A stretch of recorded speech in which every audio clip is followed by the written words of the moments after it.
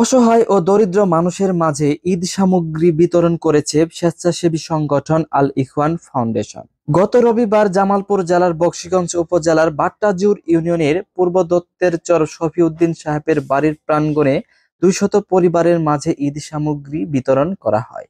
উক্ত বিতরণ অনুষ্ঠানে বকশীগঞ্জ খৈরউদ্দিন ফাজিল ডিগ্রি মাদ্রাসার সাবেক উপাধ্যক্ষ মাওলানা গোলাম মোস্তফার সভাপতিত্বে প্রধান অতিথি হিসেবে উপস্থিত ছিলেন দিনাজপুর বিএসটিআই আঞ্চলিক অফিসের সহকারী পরিচালক জনাব মোহাম্মদ জিয়াউল হক। হাফেজ শরাফত আলীর সঞ্চালনায় বিশেষ অতিথি হিসেবে উপস্থিত ছিলেন বকশীগঞ্জ উপজেলা জামাতে ইসলামীর সেক্রেটারি মাওলানা আবেদ ইবনে আওয়াল, ডাচ বাংলা ব্যাংক জামালপুর শাখার সিনিয়র অফিসার মেহেদী হাসান জুয়েল, বিশিষ্ট ব্যবসায়ী মুক্তার হোসেন আকন্দ, বিশিষ্ট ব্যবসায়ী মিন্টু মিয়া, সোনালী ব্যাংক সানন্দবাড়ি শাখার সিনিয়র অফিসার রাশেদুল ইসলাম রতন, নাফিজ নূর বিল্লাহ সহ গণ্যমান্য ব্যক্তিবর্গ উপস্থিত ছিলেন।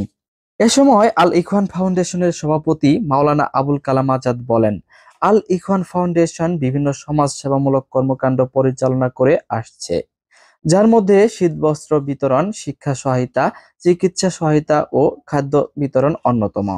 আজ প্রায় 200 পরিবারের মাঝে ঈদ উপহার সামগ্রী বিতরণ করা হয়েছে। রূপসী বাংলা টিভি, সানোয়ার হোসেন, জামালপুর, বকশীগঞ্জ।